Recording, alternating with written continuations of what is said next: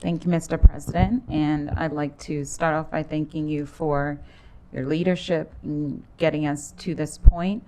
Your staff, Ms. Marlene Michelson, Craig Howard, our central staff, and the executive staff for leading us through a challenging budget season, where more than half of our first 11-member body are new council members.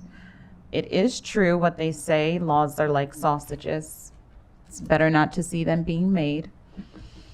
But we did make what has seemed like a secretive process very transparent. We hung in there and we got it done.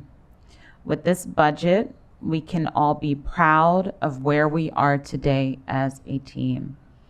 I would like to thank my colleagues for a truly collaborative process. Each of you cared and wanted the best outcome for our children and residents. This budget accomplishes that.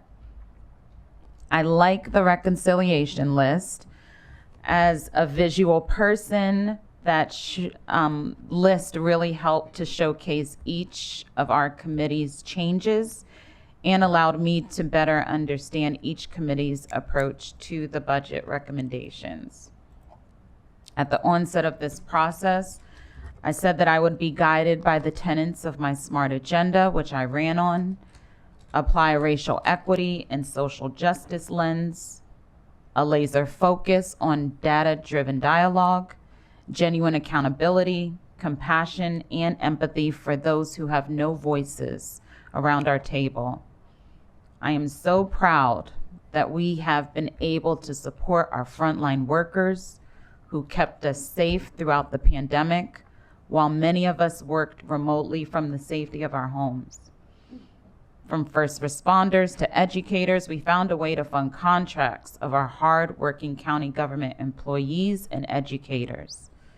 The resources within the MCPS $3 billion budget provide opportunities for creatively reimagining ways to teach our children and address the learning loss in a post-pandemic 21st century world.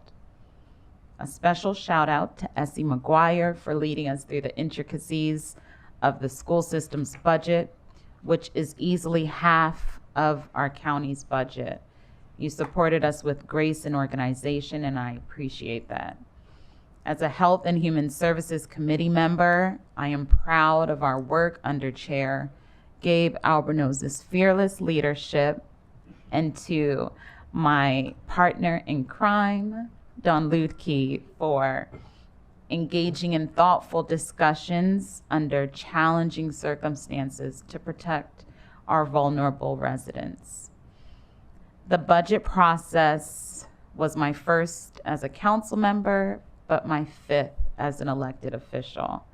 And as overwhelming as it sometimes was, coming from a city with zero debt and paying as you go, being handed a budget with a 10% deficit was quite daunting. There were exciting opportunities to examine how we conduct business despite the challenges. I've been very open about my desire to build consensus with my colleagues and key stakeholders to change the government through structural and strategic processes. I appreciate the documented thoughts of Council President Glass and Councilmember Albornoz, who have shared their desire for the council to work with the school system and others to approach the budget collaboratively with mutual respect, more transparency, and accountability. Every council member I have spoken with is committed to doing business differently, and I look forward to ongoing discussions with my colleagues, the executive, and his team moving forward. Finally, words cannot begin to describe my deep appreciation for my staff,